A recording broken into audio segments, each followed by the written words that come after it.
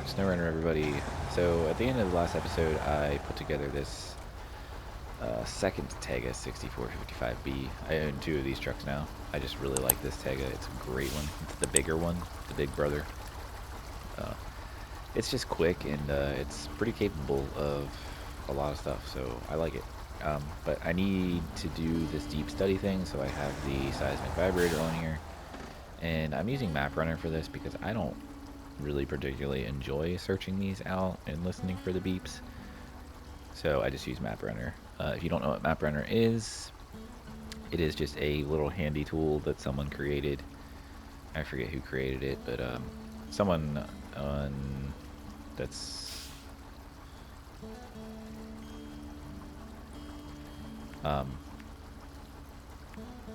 someone that's active on the subreddit created it. I don't know.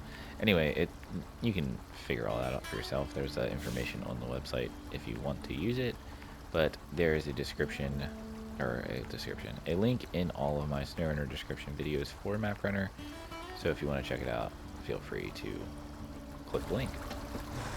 But for these particular contracts, it shows you exactly where the spot is on a map that looks identical to the map in game. So it's just easy to just, track your point to it and then just do it.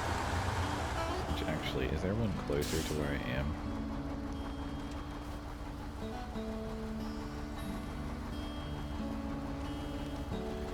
Not really.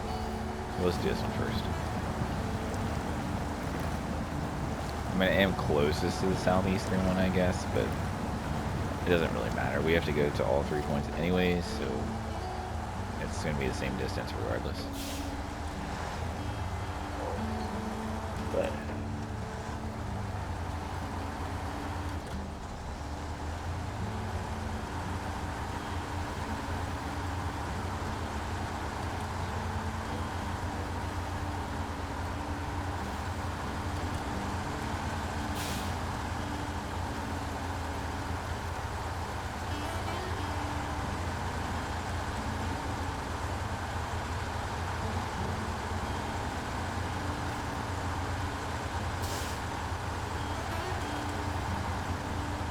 actually, you know what?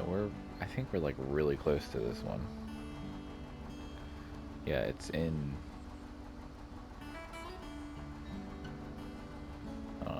I'm all confused with my map. It's in there.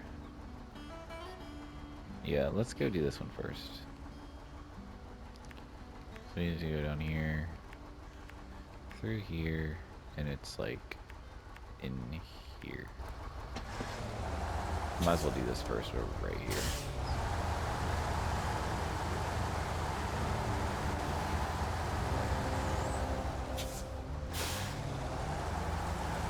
But back to this truck. This is probably, aside from the 605R, which I know I don't use the vanilla 604. I say vanilla. I know I don't use the game's 605R. I use a modded version of it. But aside from that, this is probably my favorite truck that is in the game that is not modded. This is 100% not modded truck, and it's just really good. I mean, I like the little Tega too, but this one's just, I don't know, everything about this truck is just so good. It can use the best tires the game has. It can, it's got a nice wheelbase. It's just good. I just like it. It's fast. Not that speed is super important in SnowRunner, but having a truck that's, quick is kind of nice because you can get across places. It can tow a pretty good bit. Like, I haven't had any trouble towing anything with it. No, it's just particularly enjoyable to me. Yeah, we should probably get that one. I just like it. I think it's a good truck. I have the other one that I have is on the same region. Oh. Excuse me. It's on the Heartlands map. And I have it parked by the generator with a fuel trailer on it and a fuel tank on it. So it's got tons of fuel capacity. Alright, so this first one is Hopefully I don't get stuck out here. That would suck.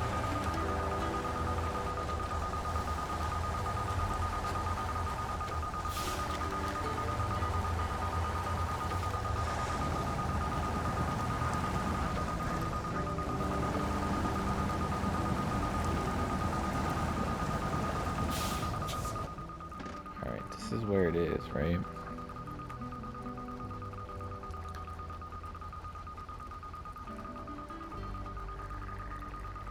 No, shit, it's over here. I may have just screwed myself so hard.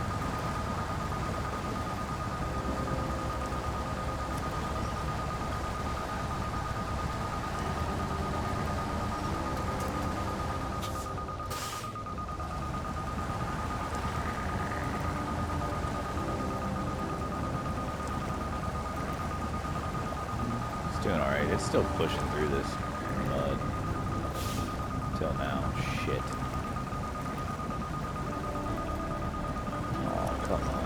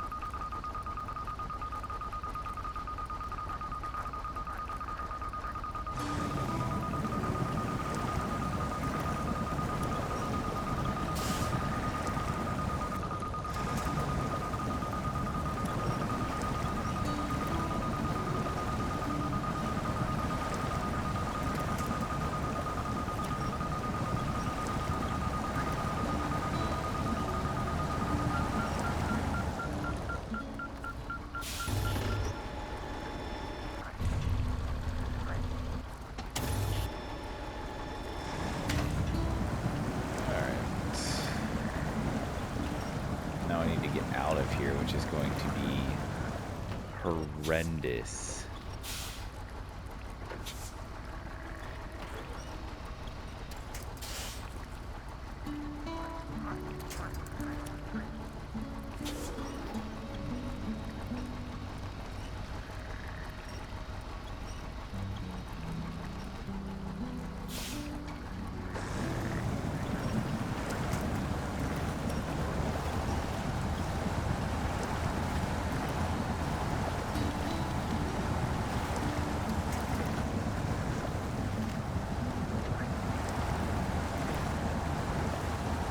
My best bet's probably to go this way, because there's a tree right there. Of course it broke though.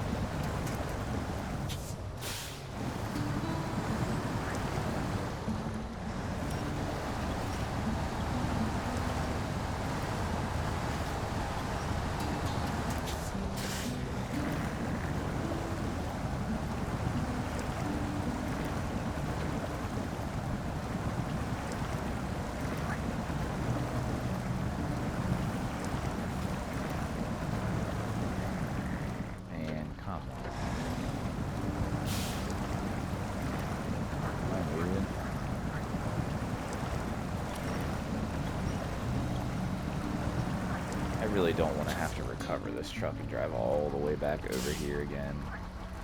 It's so far, dude.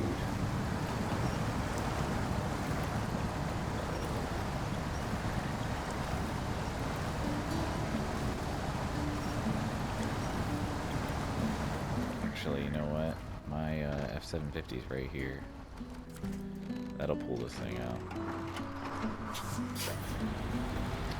You might be thinking, no it won't. Yeah, it will. This is a modded F750. It's a little OP. It'll pull it out.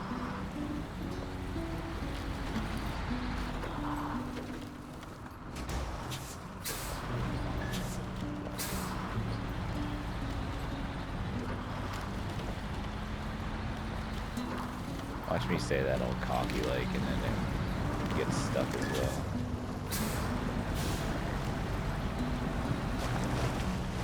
It's not gonna have any problem.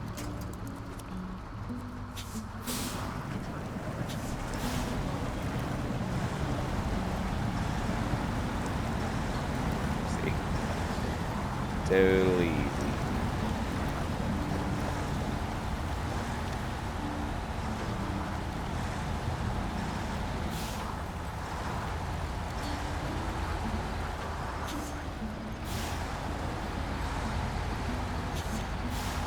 Don't flip.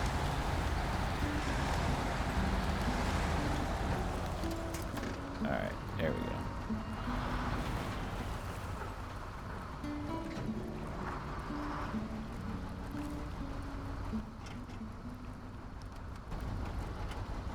Okay, now the other one.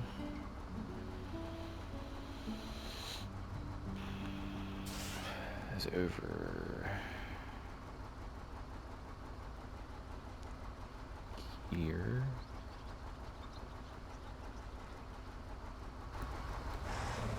This road.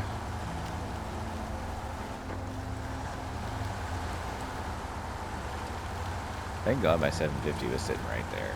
It made that really easy.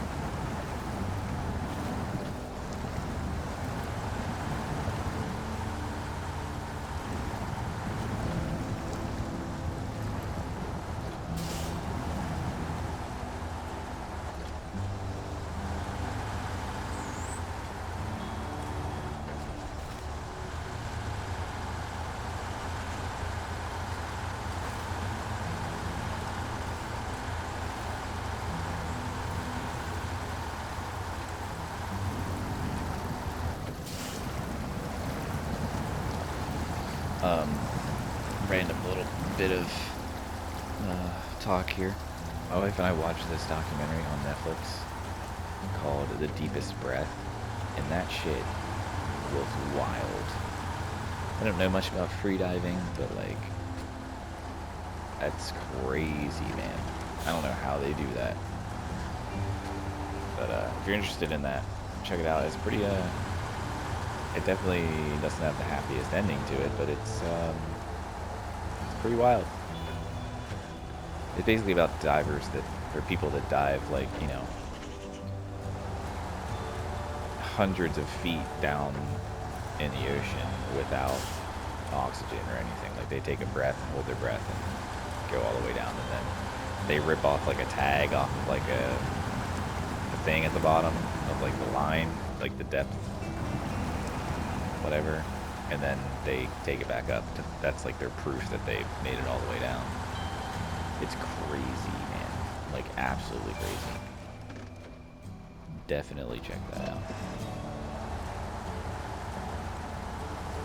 It's pretty wild though, like, just, you know, just disclaimer here. If seeing people like unconscious or like completely blacked out bothers you, I would definitely want to warn you about that. Because some of them, when they come up, like, they're, you know, like they almost look like they're dead. Like, their eyes are wide open, they're motionless, and they have to like resuscitate them basically, because, you know, they've been without oxygen for so long, and going that deep compresses their lungs, so like it's wild.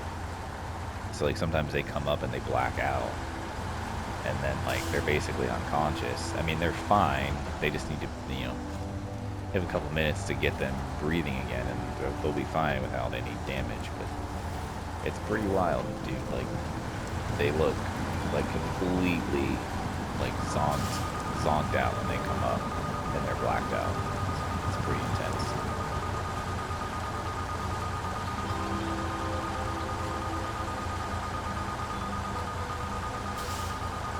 It is just not something I would ever care to do. I'm a relatively claustrophobic person. I'm not like crazy claustrophobic, but if I'm in a like tight enough space, or like watching things like people do caving and stuff, if they have to like crawl through a really tight space, it really freaks me out. Like I would never be able to do that. So like the thought of, and you know, a lot of claustrophobia comes from the fact that like you feel like you can't breathe. So like free diving like that and holding your breath for that long and that deep, there's no way I'd never be able to do it. It would freak me out beyond belief. Alright, so the last one is up here. In this bit.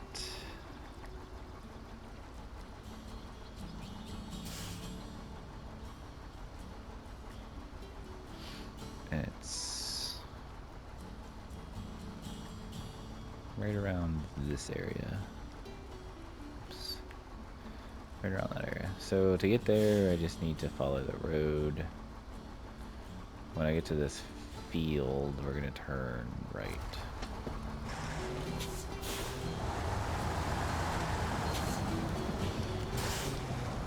We've been watching I feel like Netflix, I mean, aside from some shows like, I'm almost out of gas, and this doesn't have any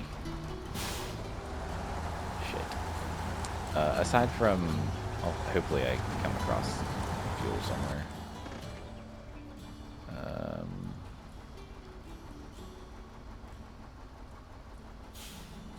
Yeah, there's not fuel anywhere.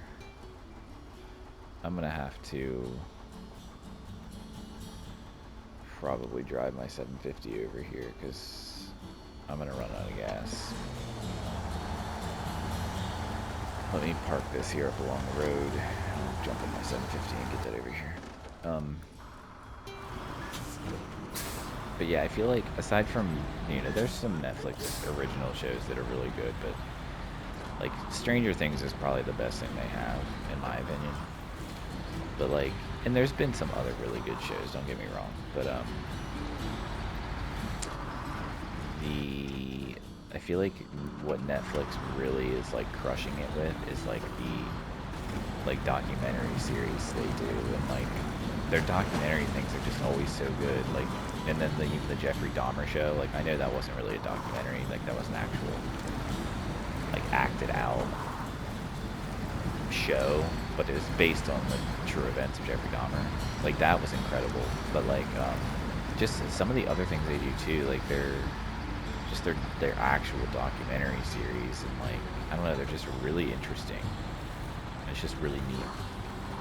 And I know Netflix isn't the one that's actually doing them. Netflix just buys the rights to it, or like, you know, whoever these filmmakers are that are doing this, like, you know, they probably pitch it to Netflix or present it to Netflix, and then Netflix offers them, you know, some kind of deal to have it exclusive on on Netflix, and then, you know, whatever. But this Deepest Breath thing was one of those where it's like one of those, you know, true documentaries, like this happened. The people are real, you know, like it's the real people in it too. It's not like actors. And there's actually like real footage of pretty much all of it. It's pretty wild. So.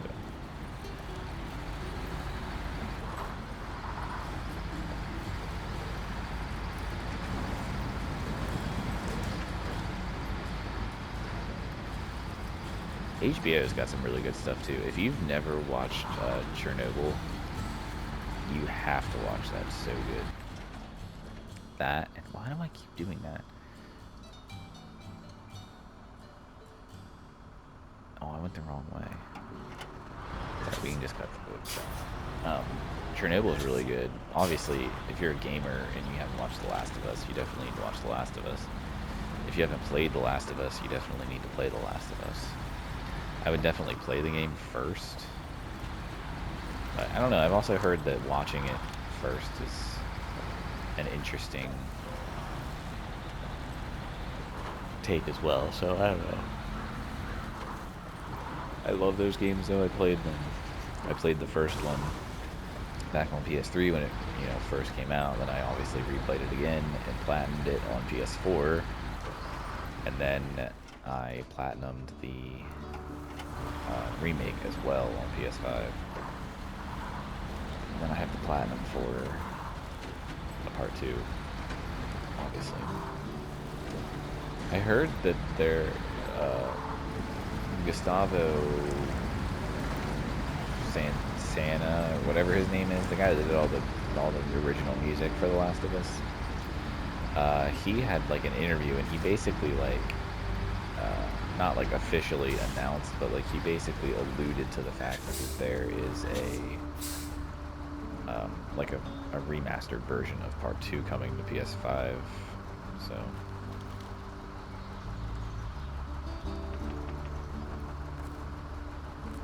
Alright, there we go. Now we're fueled back up. So yeah, who knows, whenever that comes out I'll definitely play it, because I'd love to get that on my channel. I did replay Part 1, like the remake, and that's on the channel. That was such an easier platinum to get there than the remaster, because freaking remaster, you had to do the multiplayer. I kind of wish I would have platinumed it back in the PS3 days, but I even played it on PS3 on a different account because I had a different PSN then. I changed my PSN when I got a PS4 back in, 2013-ish, whenever the PS4 came out. And you couldn't change your name yet, like that wasn't a thing, so I just made a whole new PSN. I didn't want that name anymore. It was an old name. It's a name I made like in high school. I just, kind of grew out of it, so.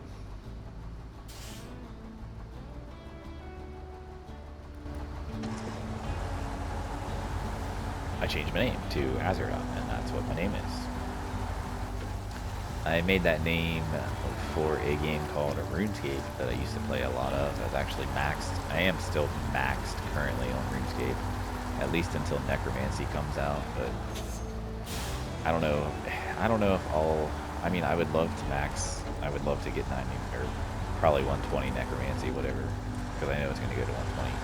But my computer just struggles to play RuneScape, so I don't know that I'll play it. Maybe if I get a new computer in the near future. Shit, I forgot about this. We gotta go the other way. Maybe if I get a computer, so I may just not be maxed for a little while, which kind of sucks, but I haven't really been playing RuneScape in a while anyway. I go through phases with that game like most people. Like, you play it a lot, and then you stop playing it for a while, so. I have no means to record that game, though, and not that I would anyway, because RuneScape isn't really a game. I mean, there are streamers and stuff out there that record it, whatever, to play it on stream, but I'm just not one of those people.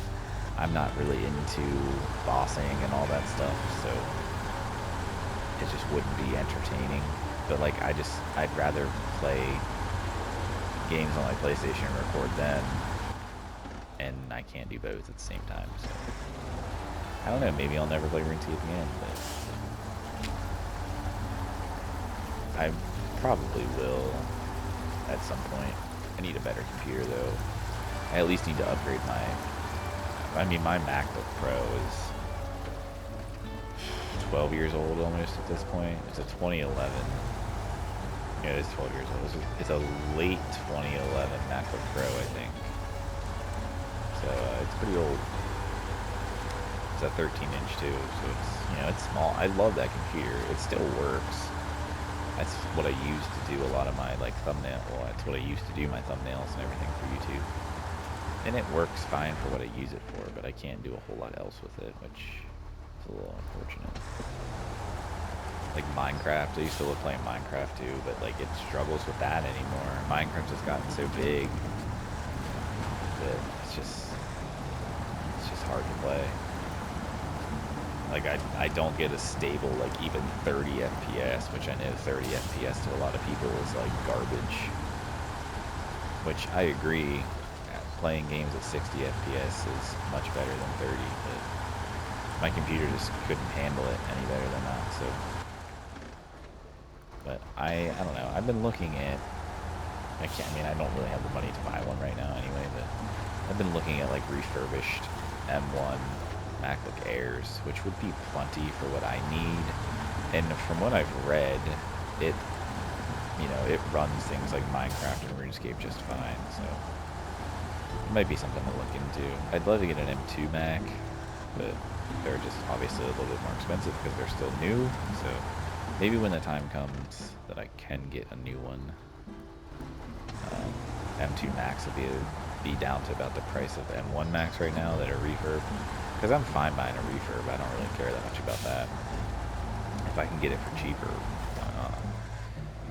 But I would really love a Pro too. I just, I've always had MacBook Pros. I've never had anything else. But Airs have gotten really good, and I don't know. It'd just be nice to have a really lightweight computer, I feel like. And it's not like I do anything hardcore when it comes to like playing games. It would really just be Minecraft and RuneScape. And like apparently the Apple Silicon Macs, like the M1 chip and the M2 chip, like they don't get hot.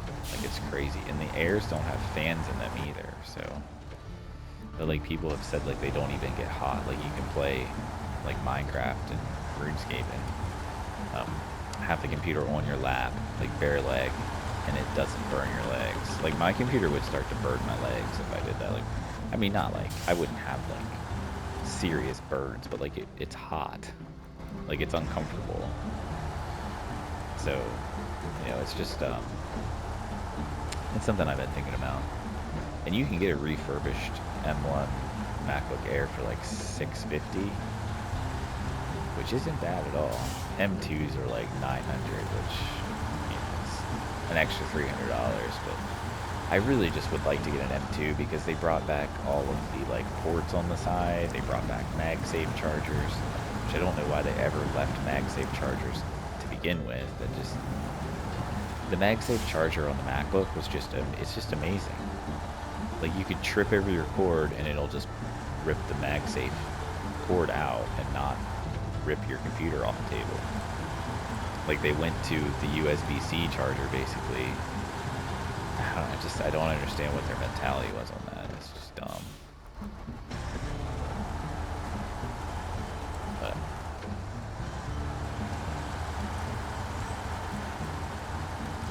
alright, well once we get to this final point, we'll scan it, and then it's gonna have to be the end of this episode because we're hitting 30 minutes, and it just is what it is. It's a little unfortunate. We ran into a little bit of trouble until I realized I could pull myself out with my 750, and then I had to go fuel this up with the 750, so kind of wasted some time here in this episode, but that's alright.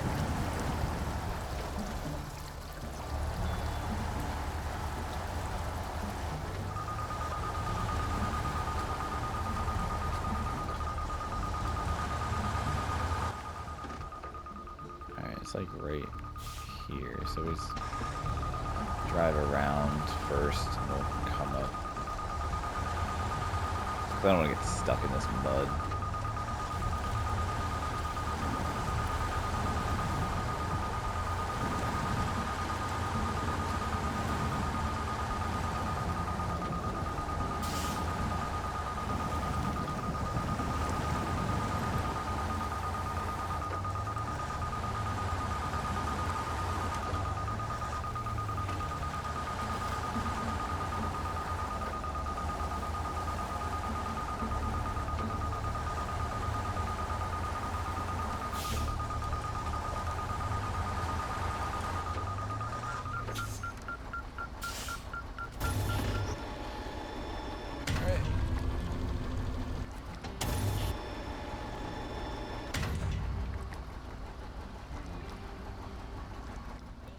Alright, so there's one more thing.